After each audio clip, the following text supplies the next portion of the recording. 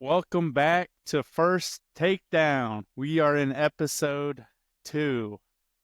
Hunter, Take two as well. take 2. We're recording late on a Wednesday night. I We're a just got done delirious. a little delirious, long day, but we're excited because the brackets just came out for NCAAs. Um, Yeah. we're kind of gonna get into first of all the weekend of wrestling that we had last weekend of all the conference tournaments. We're going to dig into like our biggest takeaways from those, some big upsets, and then do some reactions to the brackets that came out tonight for the NCAA tournament this weekend. Because I'll be honest, I haven't even really looked at them yet. I've gotten some texts and seen just a couple things, but it's Yeah. gonna be a live reaction. So how Yeah. you doing, Hunter? Live reactions are the best. Live reactions are great. I'm good, man. Crazy weekend of wrestling, awesome conference weekend. So pretty much locked in all weekend. And then, we were talking about recording tomorrow night and we're like, man, we gotta, it's bracket day. Yeah, You you gotta got record on to. bracket day. I like So that they've made it more of a show, like a selection show than it used to be. Like yeah, even though they make a selection show and then as soon as it starts, all the brackets get Brighton, leaked. yeah, Like they just get leaked everywhere. I So know. it's the best. Like they're like, Shane Sparks comes on, does his thing, 97, and by the time they're through like 149, they're Everyone's up seen it all. everywhere. Yeah. So yeah, Yeah, it's it's hard to, yeah, it's hard. It's not like, when you see like basketball, you see the whole school reaction to where they're at and stuff. That maybe one day we'll get to that. But well, first, I guess before we get into it, we do have some social medias now. yeah. We ended the last Look at us. episode saying, "Hey, follow us." We didn't know, but we do have an Instagram. It's at First Takedown 3, and then we also have YouTube where we're posting up some reels and some shorts just from the episodes. Heck yeah. And hey, maybe we'll do some Like and giveaways. subscribe. That's what you Like got to it, tell like them. it, like and Like and subscribe. subscribe on YouTube. Yep, And then go follow on Instagram. That's what you got to tell the kids. that's where we'll be. So before we get into the NCAA brackets, because I know we want to. I mean, I want to because I haven't looked at them yet. But let's talk about the conference weekend and wrestling. Some of the biggest takeaways, some biggest surprises. What's something that kind of was like, shoot, that was awesome, or like the biggest surprise from this past weekend, Hunter? Dude, it was the whole weekend. Like I can't remember, and like I've been following wrestling or in the wrestling world for like the last, at least at the Division 1 level, I've been following it. Maybe not as close every year, but maybe the last 15 years. And I just can't remember as much craziness. And I think it comes with a lot of things, like not guys wrestling as much, so you haven't seen them, but you know their names. And I don't know what was in the water this week, but man, crazy upsets at multiple conferences, and A lot of one seeds. A lot yeah, of one seeds a lot going of one to. seeds, a lot of number 1 guys that went down. A lot of high seeded guys, highly ranked guys that went down, and so it just makes for an even more interesting NCAA tournament with how the seeds are going to get jacked up and whatnot. But I don't know, the whole weekend, it's hard to pick one thing. I would say probably not the craziest thing, but everybody's going to be talking about that Hamidi O'Toole match. That was Yeah. just such high level wrestling. I don't think people understand how hard it is to finish on Dean Hamidi. Yeah. And Keegan did such a good job of getting that guy's leg straight, and it's so hard to get his leg straight, and getting over the top of it and straightening it out, and then getting it high, getting it pulling it back to the center, making sure he's aware of how much time's on the clock. It was really It impressive. And then literally going out. looked like he was showing how to finish a single leg, like at the high Yeah. level, because he was like a Yeah. slow finish. Like you don't have to finish this podcast isn't about teaching wrestling, but you don't have to finish that single leg that fast, No, And he even said in an interview he didn't want to. He said he'd have to ride him longer. He said I didn't want to finish it fast because I would have to ride the dude for another 50 seconds, and I yeah, don't know, don't like, right. yeah, he didn't want to have to do that. And which is also another, like, that's crazy that I mean, if I sniff a leg, I'm like, I got to get a takedown, right? I'm like, I don't care how much time's left, how long I got to ride him. I need to score. But Yeah, uh, that reminded me of the different like levels of wrestling IQ, even when you get obviously like in the college level, but in like the Olympic level as well. But I Yeah. mean, the guy's wrestling IQ. I mean, both those guys are just so high. Like they know when they want to Committee's score. tricky too, man. I mean, he Yeah. is so tricky. His movement and his hips got to be insane. I don't even want like any part of that. Those hips got to be crazy. Just the way he sprawls too is not like it's like with his kind of knees together and he does this kind of new age sprawl where guys they don't like sprawl. They do this like hip in Yeah. and then they lift up with their hand like they're looking for that body cradle and guys are really, really good and really tricky at doing that. You see the Penn State guys a lot where they almost like just as much as they sprawl, they feed hips a little. Yeah. It's And pretty that's impressive to watch guys get that feel. If you get that feel for that and you're able to make guys really uncomfortable shooting on you and taking those leg attacks, I mean, you're not gonna make Keegan O'Toole stop shooting on you, but no. you know, I mean, That was a great takedown. I think another one of my favorite takedowns was the one against Jirachi. That from little McAnally, yeah, yes, McNally. yeah. That takedown but that was the only takedown I think he's given up all year. Jirachi, I think he said one a year. I think I heard somebody say. Yeah, I think so. And it was kind of like it was a nice takedown, but I was watching in real time. I'm watching it. I was just like, what? Like, Yeah, how do you? it didn't seem like some like. Whereas the finish that O'Toole had on Hamidi, it was kind of this long, drawn out, not scramble, but flurry, right? That these guys are getting in. Where that one was just kind of like it was kind of quick, you know. He got to the leg, he hit this like little ankle pick / low single, came back out, came around, kind of got the little go behind off the shot, and then you're just like, did Carter just get taken down? And Yeah, yeah. Well, I want to say there was two things I know that stuck out for me that we talked yeah, about this weekend, and not to inflate your head a little bit, but we talked about 133 Buzakis as the 9 seed, and he finished third. he did exactly He what did he did. He loses first round to Rini. And then yeah, you're like, oh well, there goes Buzakis, and then he takes third. It's yeah. just like he's hot and he's cold, you know. And that one, I mean, we predicted that one, and I didn't. I feel like we did our Big Ten picks. I talked about last week. We do, the top 10 seeds, and I didn't want to pick Buzakis partly because I was like, Hunter said it, and I know he's kind of right, but I don't want to. Well, I was surprised. I was surprised doing their Big Ten picks, and guys, for listeners and anybody, you know, the 6 people that are listening to this, you know, hopefully it's more, you know, eventually. But we do a Big Ten pick'em every year, and so for our Big Ten pick'em, you know, we were explaining it last week. You get a 1 seed, a 2 seed. I was really surprised that nobody else besides myself picked Luke Lillidahl. That one really, really surprised me.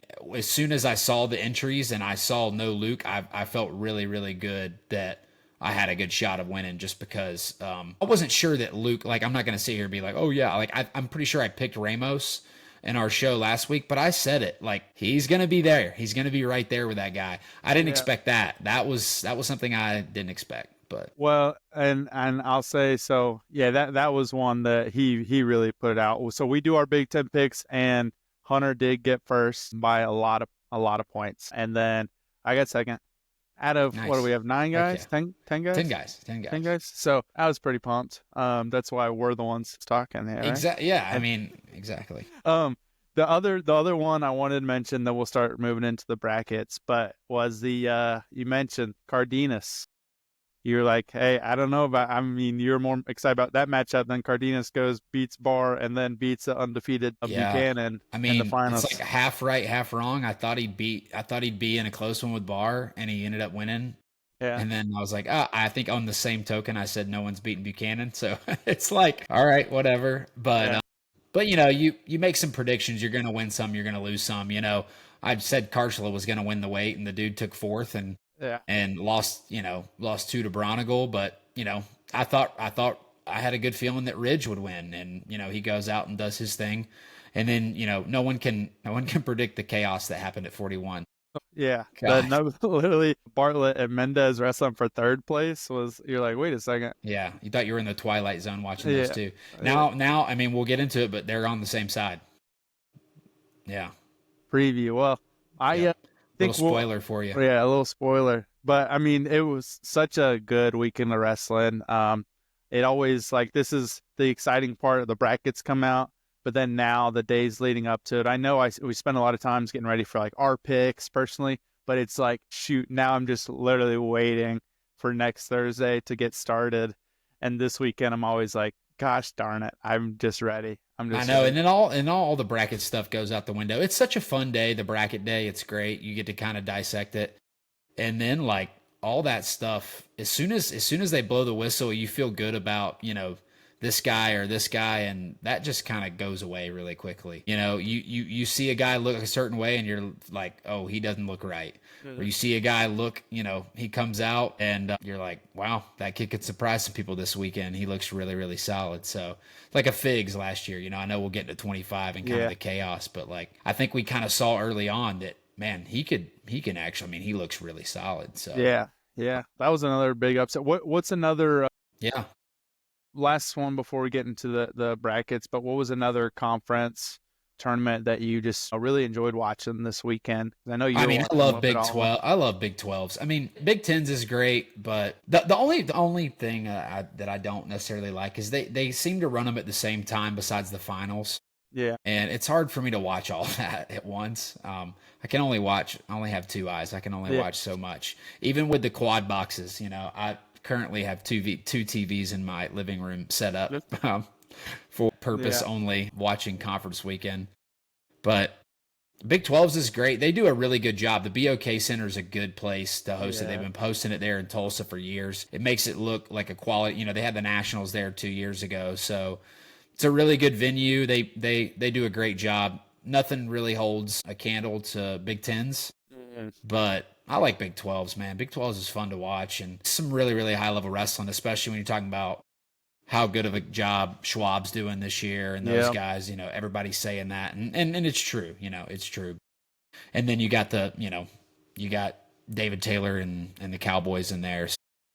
That was a lot of fun. That's what I was gonna say too. Northern Iowa got 10 qualifiers. You've got Penn State has 10 qualifiers. Cornell, who was the fourth one? Is it? Gosh, it was UNI, Penn State. This is bad. This is bad radio right here. This is bad radio. What is it? I don't know.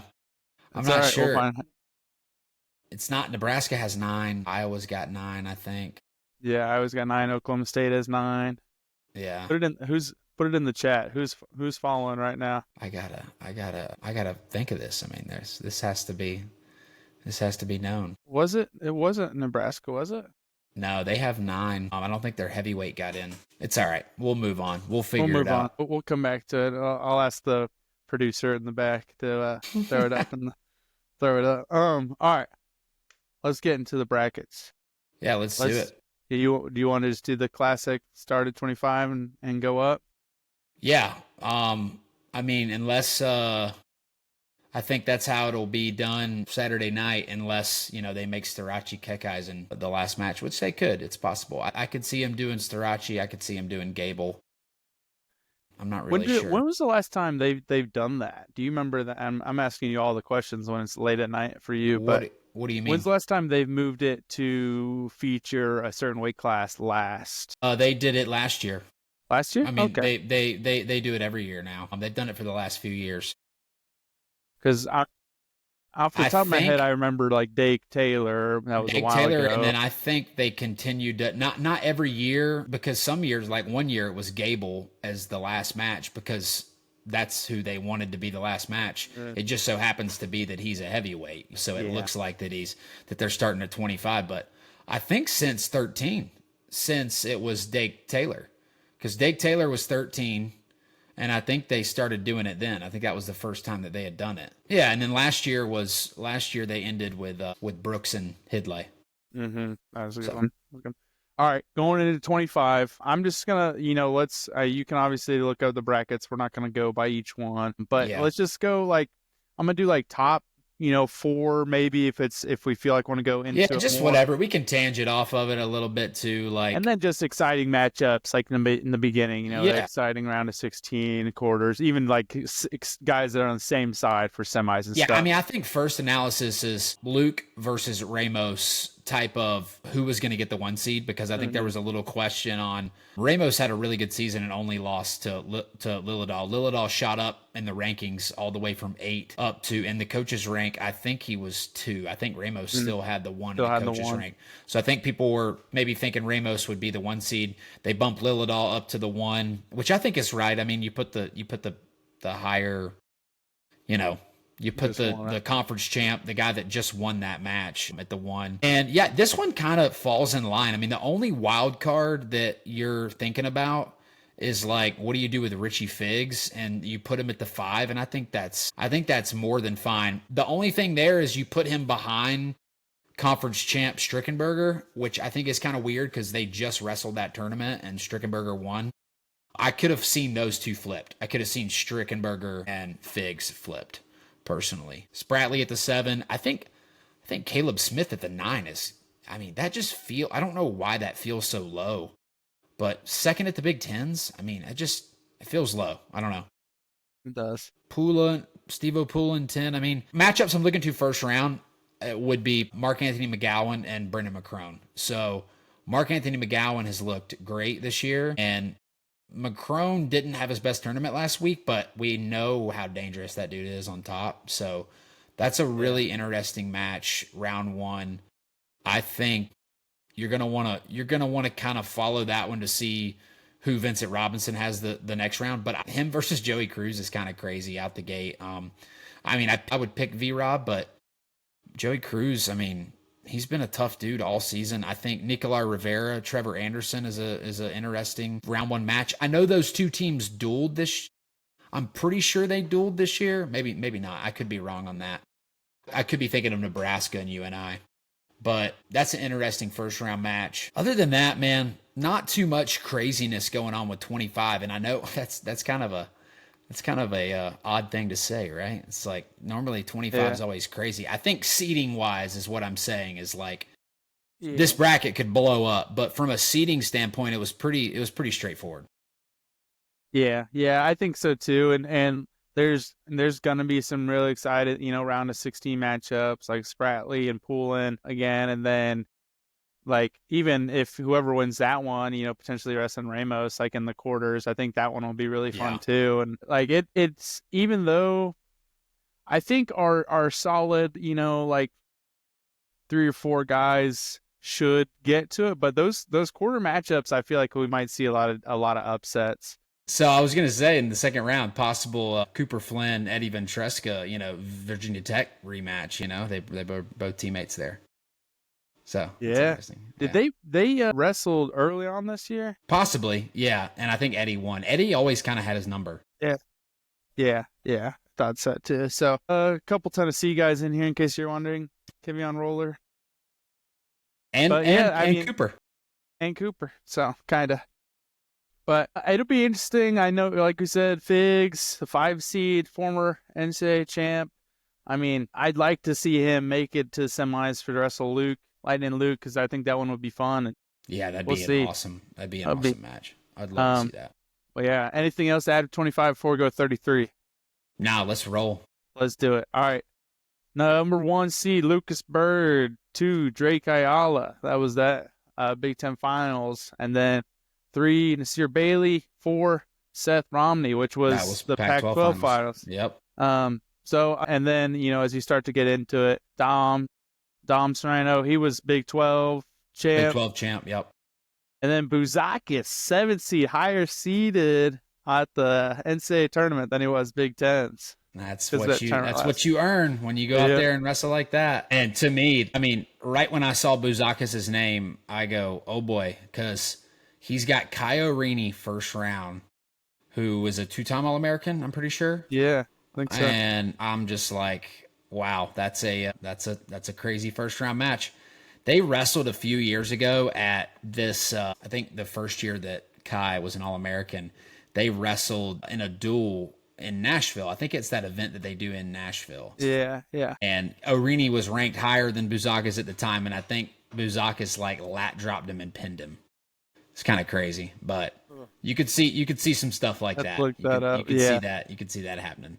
Those duels are fun. Those duels are fun. Crazy Braxton Brown, Braden Davis, 8-9. If those guys wrestle at the 8-9, in the round of 16, that was a fun match at Big Tens. So I would be looking forward to that one, and then that would possibly set up either a Bird versus Brown or Bird versus Davis quarter. Which yeah, I mean all these matches are going to be 33 is crazy, man. It's the 25. I think this bracket could get blown up. You could see some crazy stuff happening. It's so hard to predict it though. You're just gonna predict this guy randomly to beat. Like, why? It always happens that way. It's very unpredictable. That's I think we hit it a little bit last week, but it's like you have to have multiple. You have to put a good tournament together. Thursday, Friday, Saturday. And it's just such a high level of wrestling, and you're wrestling these guys from the very beginning. I mean, you've been there twice, you got to be ready to wrestle some of your best matches out of the gate at the national tournament, and so it's pretty crazy. It's fun to watch, and you can't predict the upsets, but there's gonna be some. That's part of it, and that's why it's so fun. No doubt. 33 is one of those weights I'll kind of be you from the first whistle on Thursday morning. You'll be pretty locked into that weight. It's every weight, but that one I feel like anything could happen, and I don't even know what to predict there. Yeah. When we start doing when we do our prediction show, that's going to be the chalkiest prediction because I don't know where to pick upsets. I just don't. So that's the hardest because you gotta like start printing it out and writing it, and you're like, oh, this could be an upset. But then you're worried about it messing up the other. Yeah, you're just like, no, this might not happen. It's what are some, looking down the line, maybe some quarters or semis? What are some of those that you're pumped about for 133? Yeah, I'm just interested to see how all the conferences kind of, we got to see all the guys in the Big Ten conference last week, but when you throw in guys like really the 3 through the 6 seed, which is your Bailey, Romney, Serrano, McGonigal, guys like that, Evan Frost, what a swing and a miss on that one, right? Yeah, last week. God, that was my pick to win the national tournament, and he comes out and looks terrible. We don't apparently apparently he had some sort of like food poisoning or something. I don't really know. He didn't look good. But I classic me. I'm looking at the brackets. Where's Evan Frost at? Where's Evan Frost? Okay. Oh, McGonigal in the round of 16. Oh, I like that. Bailey in the quarters. Oh, I like that. Oh, Where's I'm trying to find Evan Frost's path to win a national title. Yes. Oh man. Well, I want to say, just to highlight, you've got Gardner Webb, both of us Gardner Webb alums. We got Gardner Webb, TK Davis, redshirt freshman, but you got to talk to him this morning, right? About like the NCAAs. He won SoCon this past weekend. What was that like? I think. No, I just said, man, it's such a fun tournament. Just like it's so easy to say, take it all in, don't let the lights get too big, but they are big. That's the biggest you've seen. It's the biggest tournament you've been to. It's the most stakes. So don't try to avoid those things. I think just try to embrace them. Be like, oh, this is awesome. I'm wrestling on the coolest stage, and try to have fun with it. And he's got an interesting first match with Zane Fugit. And then another guy, Blake Borman, who I coached at Chattanooga. He's got an interesting match with Tyler Knox. Those guys, 20 seed and 19 seed. So, you just never know with this bracket and these guys, man. You notch one win and it can steamroll you. I've seen it before. It can steamroll you. You notch one big win and you start getting that confidence. This one's gonna be a fun wait, and like we said last week, like I could try to fill out this bracket, and then I would do it the next day, and it would be different. They're going to wrestle it next weekend, and then they could wrestle it the next weekend, and it's going to be completely different. Exactly. Well, and just to add to this too, and we've already pointed out two of them, and we should have picked this up, but that fourth team we were missing was Ohio State. Ohio State. Like, gosh darn it. That one goes under the radar because they haven't felt like they've had a really great year. I know, and that it's. And I guess I'm thinking about, a couple of guys that they're redshirting and stuff. I feel like they're, taking a step back this year, but they're still 10 guys. But you think about the guys that they do have, and they're all ranked. Like they're all at least like 20th or, 25th in the country. And we'll get to Brandon Cannon soon. I mean, that guy had a What a crazy good tournament. tournament. Yeah. Well, going into 141, the other team that I think always for some reason I don't know why, but they're always like, gosh, I always forget how sneaky good Nebraska is. Man, they've And been good all year. yeah, Crazy. great tournament last weekend. Obviously got second at Big Ten, but who had a tournament who eventually lost, number 1 seed at 141, Brock Hardy. Then that puts Bo Bartlett at the 2 seed, Jesse Mendez at the 3, and then Josh Codurant from the Navy. I got you, buddy. Yeah, thank you. I always want to try to say his name, but yeah. And then you like looking at you've got Cale Happel from Big 12, at the 5 seed, Lombard at the 6, and then all the way I look at Tegan Jameson obviously lost that Big 12 from Oklahoma State, so he's 7, and then to number 8, the from 2 years ago, national champ Alirez. That's pretty interesting spot, I think, for him. I mean, I think it's right, but it's going to make some exciting matchups in these early ones. He didn't really have any great wins this season, and he could have, if he wins Big 12s, he's probably like the 2 seed. But the way the matrix works, you're going to drop off if you don't have those quality wins and you don't win your conference. So that, you almost feel a little, not bad. I mean, look, it's the tournament. You got to go through the best guys anyways, but it's like Brock Hardy goes out, does his thing, earns the 1 seed, and then, he's got to meet Alirez in the quarter. But there's these top 8 can, for the most part, all wrestle with each other. It's just a matchup thing. I would normally say I think Mendez and Bartlett are a step ahead of these guys. I don't think Mendez he didn't look his best to me this weekend. Mm-hmm. I thought the first Bartlett match, I was just kind of like, oh, that was just that little Merkel position. It was kind of a weird position. He didn't look like he was wrestling his best this weekend. Yeah. So yeah, I don't know. agree with that. It seemed in the third place match, it just kind of felt more so than when they have wrestled before of when's Bartlett going to score, more so than in their past matches. It was like, I just felt more like he was controlling it. I agree with that. And I've never felt that way watching them. I've always felt the opposite way. I've always been like, I think Mendez will get it. I think he'll fire off one of these and get it eventually. But none of these guys are easy outs all the way through the top 8. And I think there's a clear cut top 8 to me. Mm-hmm. With not saying that any of the other guys outside of it can't place. I think they absolutely could. But I think that top 8, when you round it out with Alirez, I mean, that's a pretty tough group right there. Yeah. Those quarters, if it goes chalk, those quarters will be insane. Yeah, I know. I'm excited for this one just because like you said, I mean, that's why I went all the way to the 8, because I'm like, if these guys they're so good, and I think, I mean, the big, Von Bauer last week beating Bartlett, it was like, oh wow, that was pretty interesting, and then Brock Hardy getting an upset again against Mendez, and I'm like, he's thinking about that match from the NCAAs last year. I hope he has a good tournament. I mean, that was pretty sweet, like seeing his wife cry when he won too. I'm like, then also was like, wait, how old is he? I don't know, but yeah, he's not young. Yeah, but this one's going to be a good one. Yeah, like you said, if it goes chalk, man, all these matches are going to be so fun, and a lot of them could go either way. It is interesting having the finals guys that potentially meet in the semis, which I feel like they will. But I kind of think, for me, whoever wins that bottom side is going to come back and win it. But I don't know. We'll see. We shall see. So, all right. Into 149. You got Caleb Henson, 1 seed, returning champ. Yep. Then at the 2, easy. Ridge. Easy. Yeah. 3, Shane Van Ness. 4, Benero Johnson.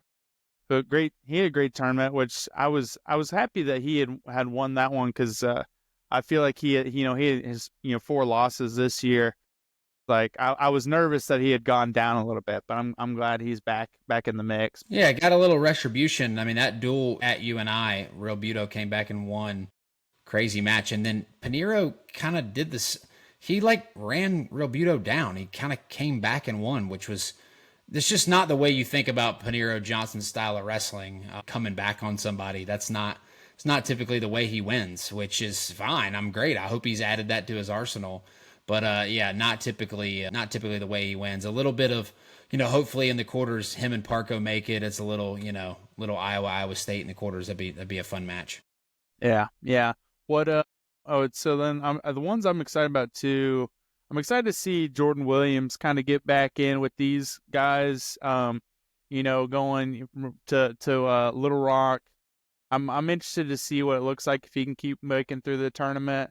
And then you got Teague wasn't at large, but he got the 33. No, he just hasn't wrestled all year. That's why he's at 33. He automatically qualified, but when you don't have a resume, you're automatically in the matrix. You're going to go to 33, so that's why he's there. A little bit of drama last week. Was that him or the other? No, that was taken. Yeah, the weigh-in, the cut and weight, when they weren't supposed to. Yeah, that whole drama. Which, if they do that next week, they're not wrestling. So, yep. You can't be doing that. What do you think about like a potential Van Ness, Lachlan McNeil matchup in the quarters there? Canada boy. Smash. Okay, fair enough. That's what I think. I don't know. I mean, I think McNeil looked good. I could be completely wrong. I think Van Ness poses so many problems for most guys, and then he runs into like one or two guys that he struggles with. Mm-hmm. And I think you saw that with Ridge this season, and you saw that with a big Cannon Webster. End of the day, that guy was huge at that point in time. And he looks big when when you watch him on TV and you're like, this guy's massive. Yeah. And I think he just ran into some problems with Cannon Webster. But then he wrestles Parko every time, and it's just, Parko just gets, and I think Parko's a great wrestler. I mean, he beat Ridge this year, but he wrestles Van Ness, and it's not close ever. Yeah. It's never close. Yeah. So it's so interesting, the matches. So that's the one I was going to talk about next is Cannon Webster. I mean, first of all, like a sweet tournament last weekend. Yeah. Just fun to watch. I mean, you're right. He looks like a 65-pounder wrestling 49, and he's big. I'm excited for I mean, he's got Cal Miller first round, but then potential Real Budo in the round of 16, and then my potential rematch, the Big Ten finals with him and Ridge. So I feel like he's got a pretty tough path. I mean, if he put together a pretty good Big Ten tournament last week, so we'll see. What grade is he in? Do you know? Cannon Webster's a freshman. He's young, yeah. That's what I thought. He's a redshirt freshman. He redshirted last year, and this is his freshman season. But I'm interested to see how he is off the scale. I mean, I know he's wrestled in duels, but off the scale, that's no joke, and he's a legit big dude. And then there's some other kind of, Jordan Williams, I thought looked really good last week at Pac-12s. This Cross Wazlewski kid, if you've never watched this kid wrestle from Penn, yeah, you should go watch him. Interesting. I'm pretty sure he's a true freshman. So really, yeah, he's tough. He's super tough. And then, you got guys maybe didn't have their best tournament, like an Ethan Styles and a Dylan D'Amelio. Mm-hmm. Didn't probably have their best outing this past weekend, but we just know that those guys pose problems and they're high level. So D'Amelio's been there. He's been there so many times, and he's like, I feel like he probably walks in now and is just like, it's we're at NCAAs and just gonna let it fly. Yeah, 49 will be fun, man. I think obviously, I'm a huge Caleb Henson guy, just being from Georgia, and I think that guy's the man. Mm-hmm. But he's looked vulnerable at times this year. There's been matches where he's not looked like he's the bonus machine that some of these other guys are. But 18-0, keeps winning, hasn't lost since the ACC tournament last year. So pretty impressive. Yeah, it'd be interesting to see. Like, I feel like we'll know that's one of the ones. When he starts his first match of this tournament, I feel like that's one how you were talking about earlier. We're like, okay, yeah, Caleb might have. Yeah, he's this. here. He's here. Yeah. So, All right, into 157. You got K-Sac, the 1, Meyer, Shapiro. Whichever you want. I've heard it Yeah, both. I'm sure he probably has a preference, but I We'll think get him on. he probably we'll get him on. He'll probably prefer us call him Slice Dog. We'll get Scotty on. We'll get Scotty on. Yeah, we'll get Scotty on, and he can get Slice Dog on. Slice Dog. All right, Antrell Taylor, the 3, the 4. I think you were saying you wanted to read the 4. Rafael Hippolito. That's a fun name. Brandon Cannon. Wow, got the 5. See, like this is why I'm reading them out, because guys, I haven't looked at these yet. I thought he could have been all the way up to the 3, actually. Really? Yeah. I mean, that's his resume this year is pretty solid, and he hasn't really taken very many losses, and he had a hell of a Big Ten tournament, man. Crazy. I mean, the wins that he had at that tournament are very impressive. Again, sneaky Ohio State. Like maybe next year get Rocco Welsh back in the lineup. Yeah. I mean, Brandon Cannon comes out of nowhere, after Sammy Sasso, unfortunately had to retire, but kid comes out of nowhere, makes a Big Ten final. Yeah, no, I mean, they and it's something me and you talked about on the first episode, is like, we'll start as soon as NCAA's is over. We're gonna start probably looking at like what does this team's lineup look like next year? So yeah, they're gonna insert Brandon Cannon, insert Rocco Welsh, insert Marcus Blaze, or excuse me, not Marcus Blaze. God, the other kid. My God, Ben DeVino. I don't know why I get those kids mixed up, but they've been wrestling each other for a while. But yeah, Ben DeVino, who's an absolute monster. And then they get Mendez for another year. I mean, yeah, they could be sneaky good next year. Yeah. Just some of the matches that stick out to me for 57. I know Chittum has a tough spot to potential, K-Sac in round 2. Cannon and Caleb Fish might be a fun one that round of 16. No kidding. Yeah. And even in the first round, before you even get there, Matty Bianchi, Ed Scott. Wow. Yeah, that's a legit. I mean, Ed Scott, former All-American. Matty Bianchi, I mean, put together a really good season, has the 11 seed. That's a tough first round match for an 11 seed. That'll be an interesting one. And then obviously Teamer down at the 18, which is kind of shocking to see. Wow. Yeah. I didn't even see that. All the way down at the 18. That's crazy. So potential like round 2, match with Shapiro. Yeah. Slice Dog. Yeah, Slice Dog. Yeah, and then I'll say Saldate And Miller. Yeah, that was a pretty close one on the door. I didn't know the Bianchi guys were AWA guys till like yesterday either. Too. Yeah. That's pretty interesting. That's cool. Yeah. They got a lot of guys in the tournament. Well. Yeah, I mean, this solid weight, I feel like overall, like I feel like you have the 1 and the 2 in the finals for 57, but I don't know. What do you think? Yeah, I mean, I would think so. I mean, you gotta kind of I mean, K-Sac looked back to normal. This is going to be the all-time, if these guys wrestle, it's going to be the all-time concussion match between Shapiro and both have K-Sac. The headgear. They both have that stupid headgear, but I guess it helps with concussions. Both have a history of concussions. So I can only imagine these guys are going to bang heads in the finals if they wrestle each other. Yeah, I would think it goes that way. But, both guys haven't made a final yet. They both took 3rd last year. One was at 49 and the other at 57. So it'll be interesting if it goes that way.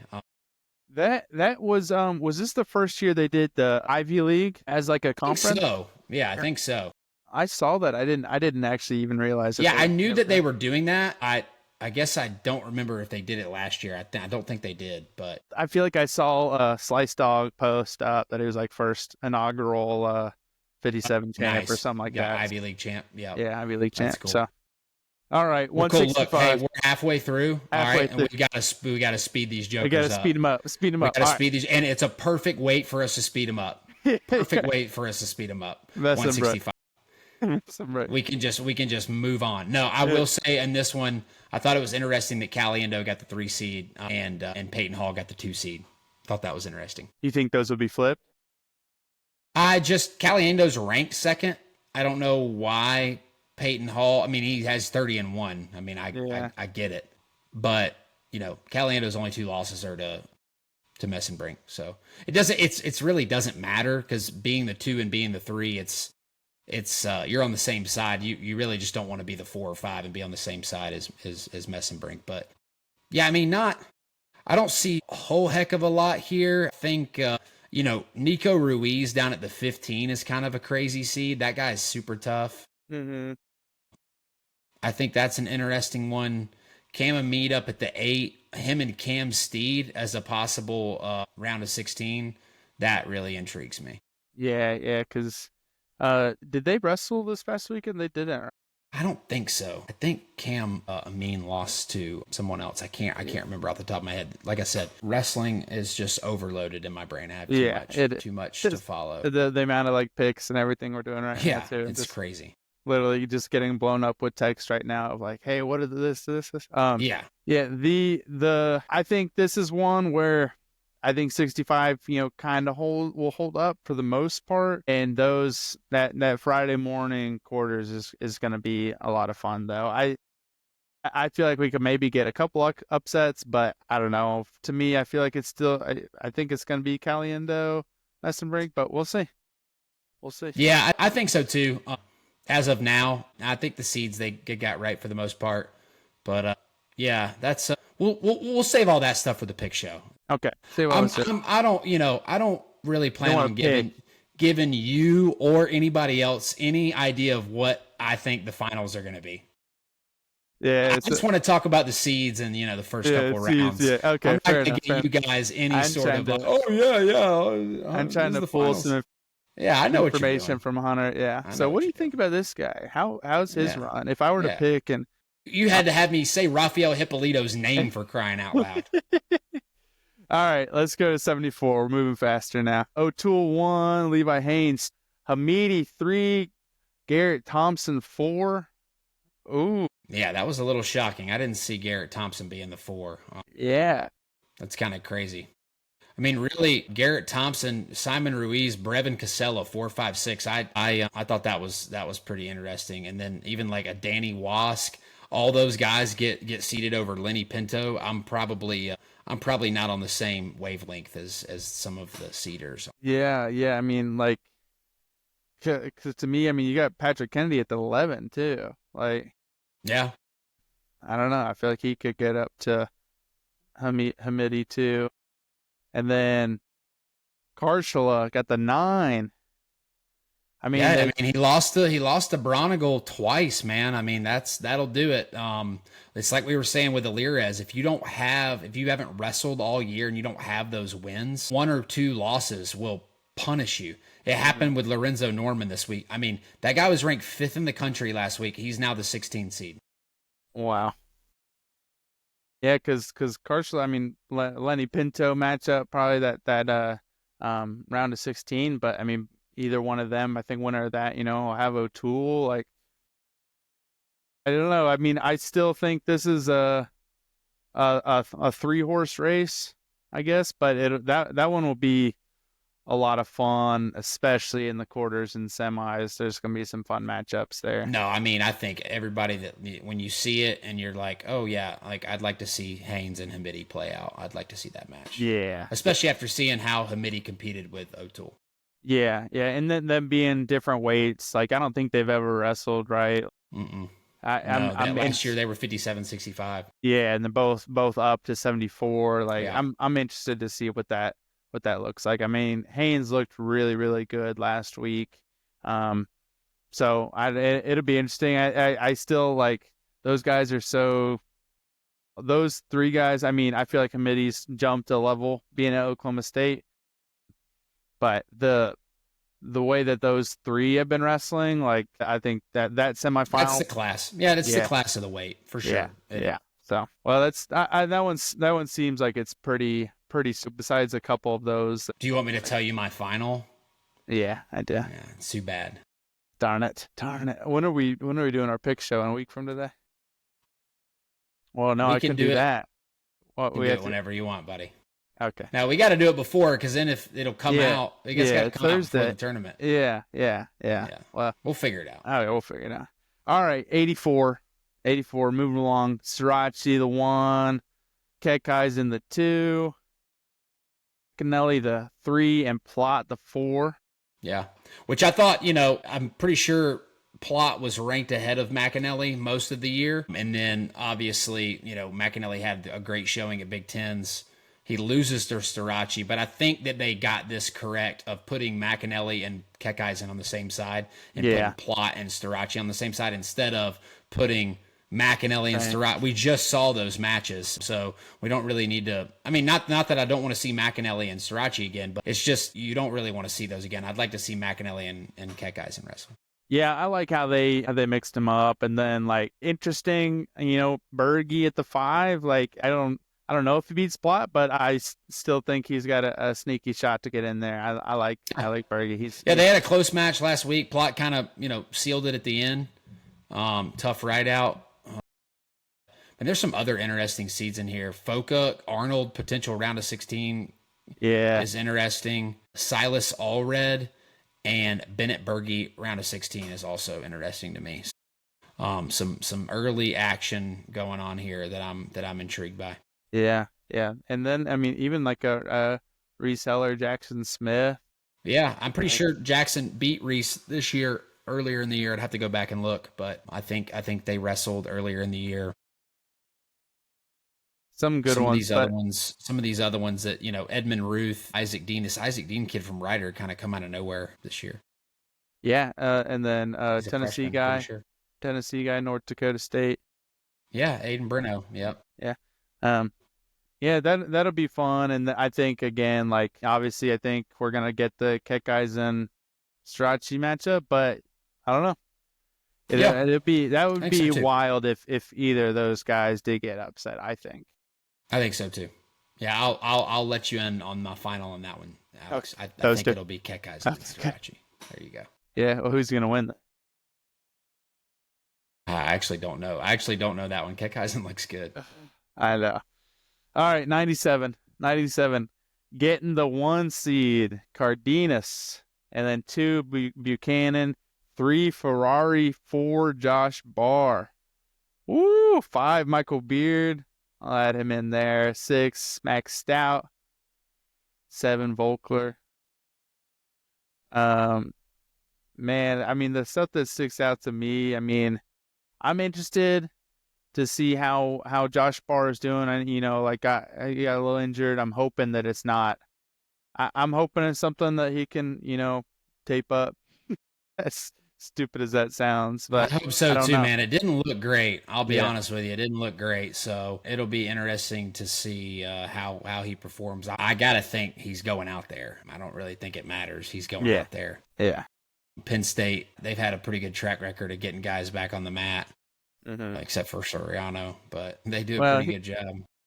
Well, I think the ones that stick out to me, Michael Beard, Stephen Little, I think will be, potential interesting matchup. And then depending on how Barr is, him and Munoz. I know Munoz, coming in as a 13 seed. It feels low. I mean, look, he's 9-3. What do you do? Yeah. Stephen Little feels low at 12, honestly. Yeah. But the biggest storyline of this whole thing is potential Luke Stout versus Max Stout in the second round. That's the biggest thing. That's the biggest storyline. Brothers. Luke Stout, Max Stout. Who's older? Second round. I think Max Stout is older. Have they wrestled before? They're brothers, Alex. Well, I would imagine that they've wrestled before. No, I guess in college. I don't think in college. I feel like I would have heard about that. Yeah, I don't think in college, but there's hype. Could be. I feel like there's a group of 4 here though if Barr's healthy. Yeah. With Cardenas, Buchanan, Barr, and AJ Ferrari. I think it all comes down to what do we get from him. Yeah. And that will kind of determine how this tournament goes. Yeah. And because if we get him at his best, I think he's better than all these guys. Well, and the one that I guess we didn't bring up yet is the Ferrari Glazier potential. God, bring it on. I want to be front and center for that. Man. Be front and center for the double.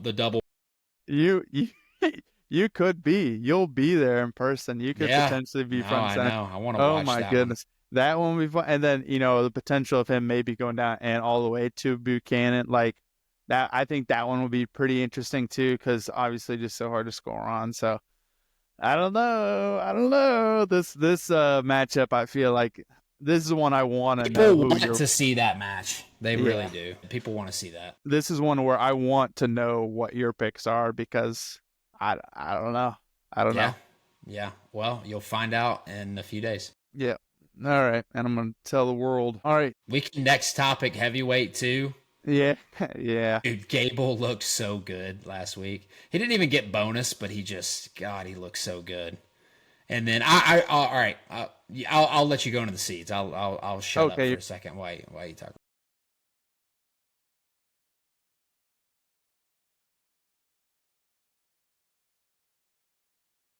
Just say it.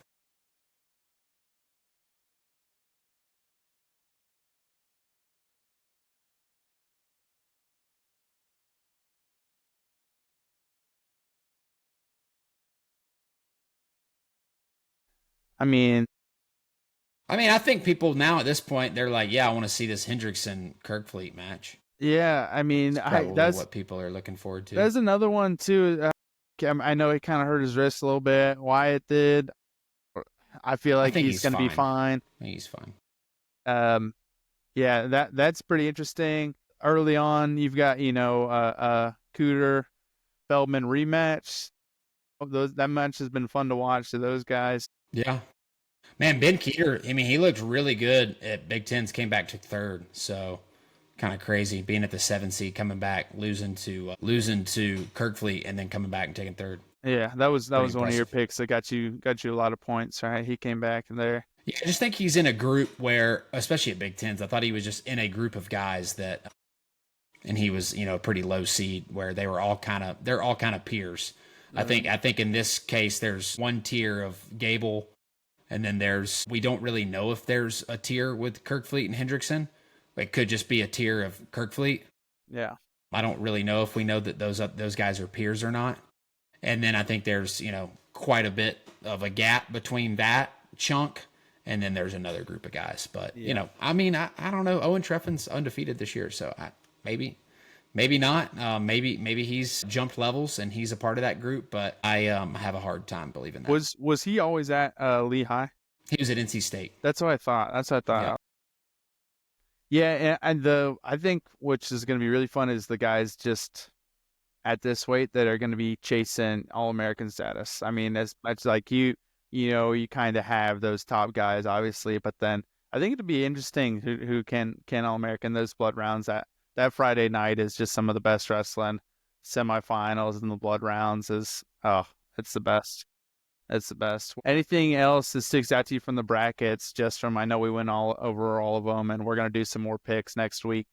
Um, but I mean, I overall everything seems like it's seated for me. I think the seating committee did a good job. I think there's always some discrepancies and some things that you're sitting there going, the logic of what you're using logic wise doesn't make sense here, and then it does make sense here. So why did you use two different logics in two different, basically the same situation, you're using two different logics. So that's going to happen because not every situation's the same.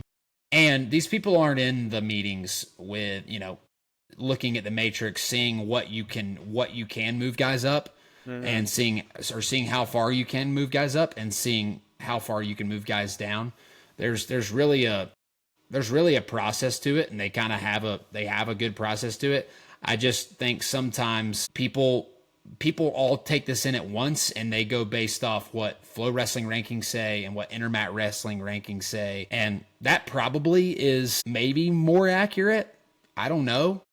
But you have to go off the body of work. I mean, that's the only way to do this sport. You can't just go off what a media outlet thinks you're ranked. Yeah, that's every time you're like, oh shoot, he got the 13 seed. You're like, oh well, yeah, he lost 3 matches. Oh, okay, I guess that and then it starts to make sense, their body of work. So no, man, I mean, the brackets conferences was awesome. Bracket day is always great. We're kind of just still digging into it, we'll have a Yeah. better idea of matchups we like as we get going and kind of dig Yeah. into the I thing think a I little think bit we'll more. have some more as we kind of fill out our brackets too. But I guess I want to ask you a couple quick before we go. I mean, my Yeah. first question was going to be what were the four teams with 10, and neither of us could get it. But do you think, I feel like this is the question every year. I get two questions. First one, you think Penn State can get 10 All-Americans? They certainly can. They're all seeded to finish as All-Americans, if I'm not mistaken. I think the lowest seeded guy is Braden Davis, and he's at the 8. Yeah, because last year they only had two guys, I think, lost like the blood round, maybe the round before, Nagao and Davis, I think, And were like the Davis. only. Yeah. I think that they can. I think you got to feel really good about Luke.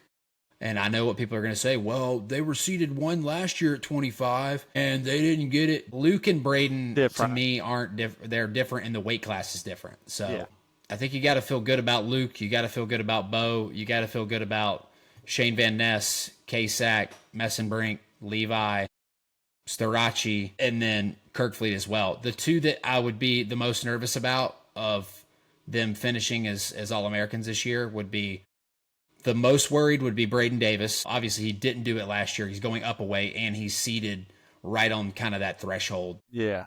He'd have a potential quarter or a potential round of 16 with Braxton Brown. No joke of a match. And so I'm interested to see how that goes. And then is Josh Barr healthy? If he's healthy, I think he places pretty high. If he's not healthy, then I don't know where he's at. Is he 50%, and is 50% good enough to place? I don't know. So yeah, they can, but there's a reason it's only been done once. Yeah. So, Yeah. Every year I'm like, oh, they might do it. Well, their team's better this year. Wait, they're better this year. So yeah, I don't and I know. mean, if you hear Kale's goal is for them to have 10 NCAA champions, so Yeah. it's not even the goal to have 10 Yeah. Yeah. All-Americans. Yeah. And then last question. I mean, just talking about the team race, it's not a close, when it comes to first, I think.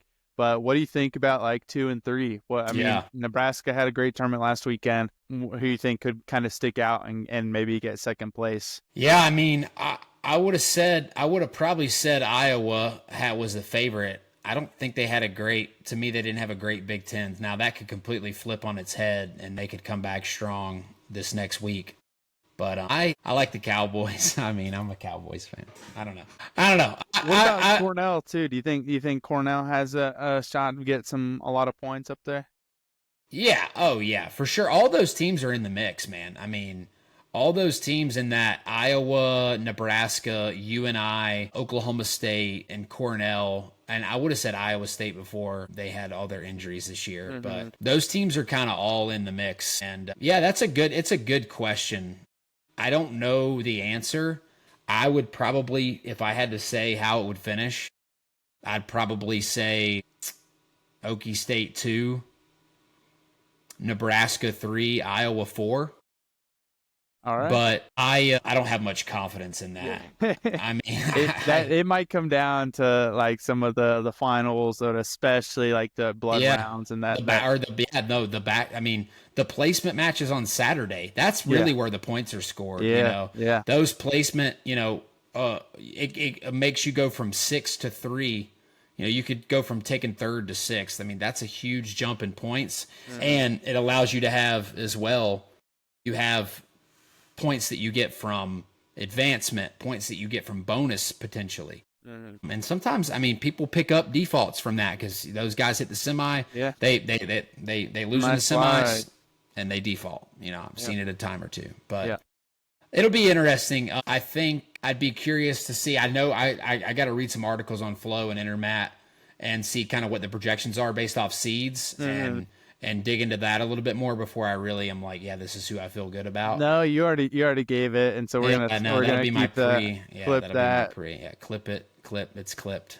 But Well, I mean, hey, I know we kind of went long. I know we're both about to fall asleep a little bit here, but I'm excited that we went through this because, like, first look, brackets came out, pumped for Wednesday night, and I know we're both going to kind of do a lot more dissecting of the bracket, not only for our picks, but for our picks for the podcast next week, and then just to kind of go through and pick out who we think is going to win. No, it's the fun. I mean, me and you talk obviously offline, but I'll have a top 8 for each weight. I'll kind of run through those and kind of how I see it going. I tried to do it earlier, just as before the pod, or at least kind of have a certain. I only got through 3 weights, and then I started throwing papers. So I was just like, no, this is wrong. You print them out already? Yeah. Oh yeah. I love it. Yeah. I love it. As soon as they came out, as soon as I had as soon as somebody released a PDF version, I was like, all right, it's print. Command P. Command P. That's awesome. Well, that shows your love for it. Well, dude, that's all I got this week. That's all we got. Brother. We're excited to get into the little nitty gritty of the picks next week. Show us some dark horses and kind of get a little bit more best time of the year solidified. And it's the best. It's the best. So we'll appreciate you, bud. Let's keep on going at it. And thanks to all the fans out there for us. Yeah. Don't forget to go follow First Takedown, Instagram, YouTube. But we will keep on going. Like and subscribe. All right, hit a follow. See you guys. See you.